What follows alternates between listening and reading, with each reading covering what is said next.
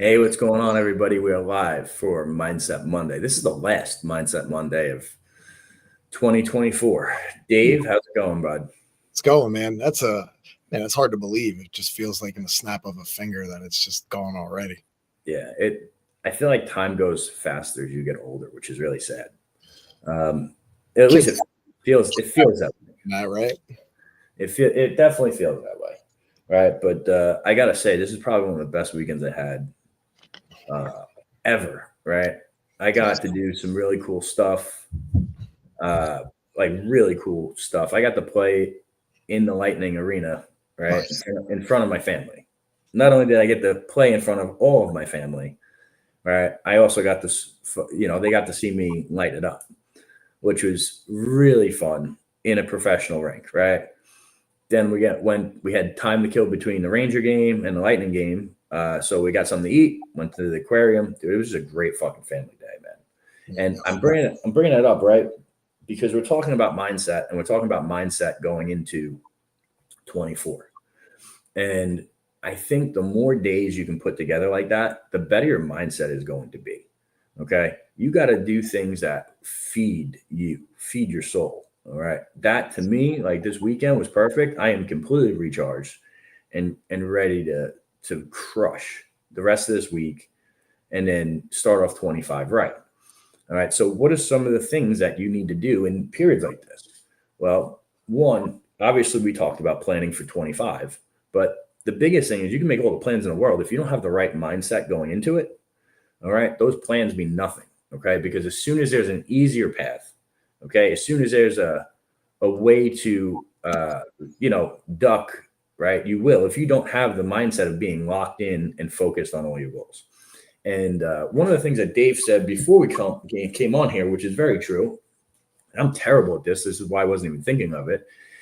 Is what's something that you can do right before you start planning and getting your mindset right for 25 is look at all your wins in 24.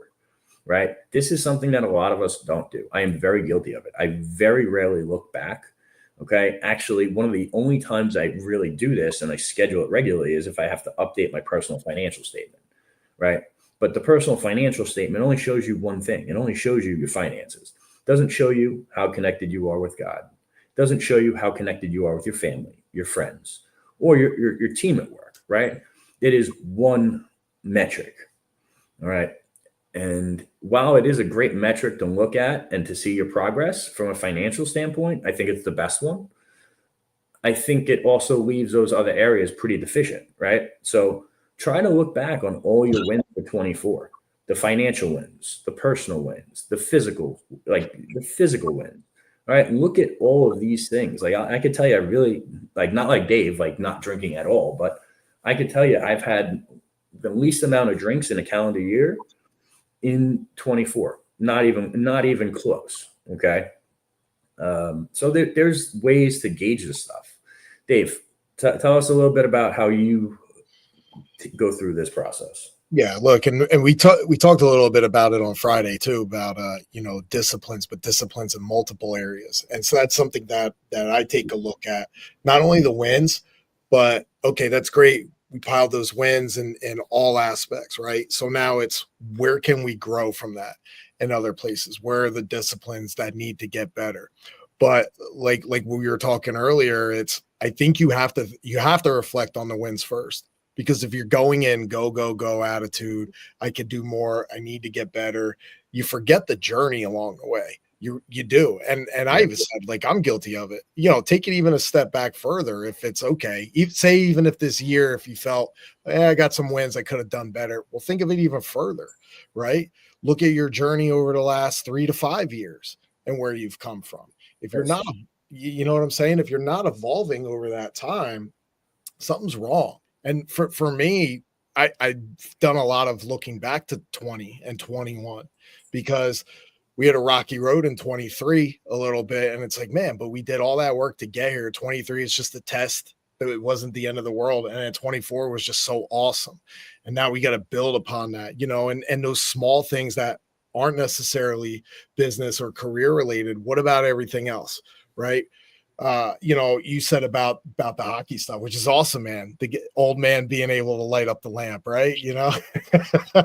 You take advantage of those things because you may not, and plus, how often do opportunities like that come? Oh, dude, we caught it on video. My wife did some real work on that. I'm gonna have a great post with proof. That's awesome. I hope you check somebody too, by the way. You should rattle the glass a little bit.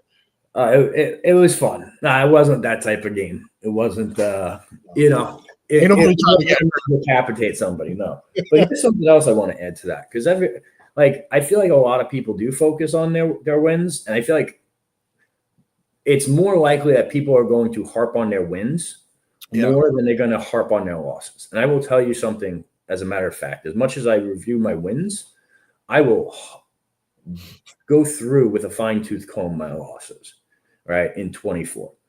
And the reason I do this is I also don't want to repeat any mistakes that I made, right? And I've had some big ones over the years. And I mean, when I say big ones, multiple 6 figures and one was a 7-figure mistake, okay?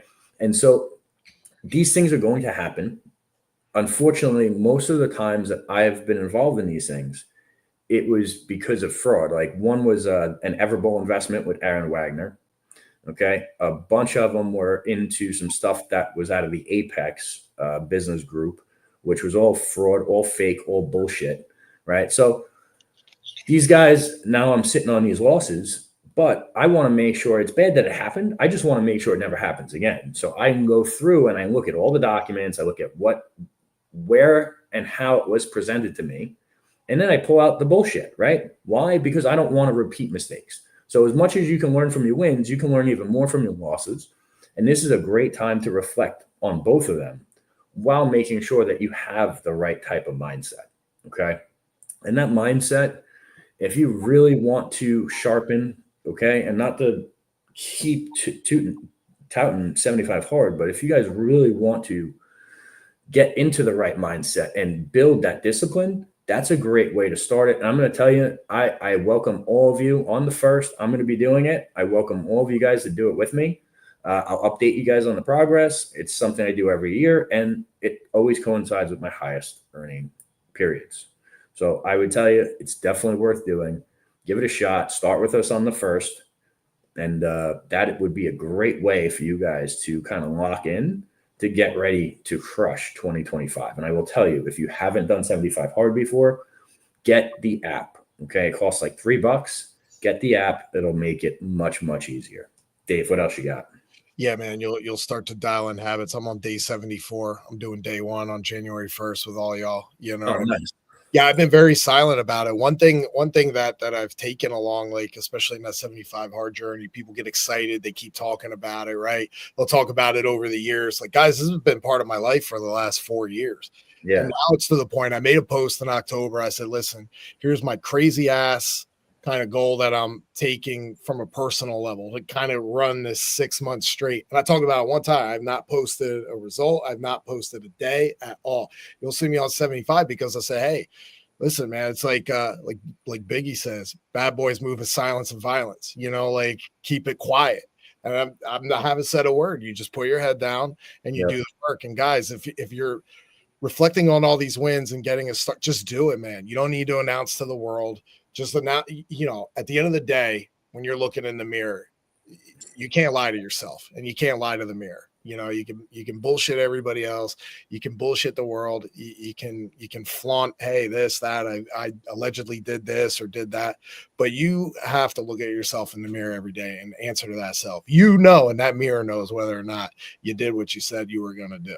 And that's and that's it, man. It's pretty simple. But going back to winning, and you said some pretty valuable lessons there. I think winning also comes like you're gonna have to take L's, and you're gonna have to sometimes take some big L's, man. And you gotta learn from it. Look, we've taken some L's. I mean, I don't want to play Tommy Topper and the L count. I don't even want to be Tommy Topper and your L count. No, this isn't something you want to compete in. No.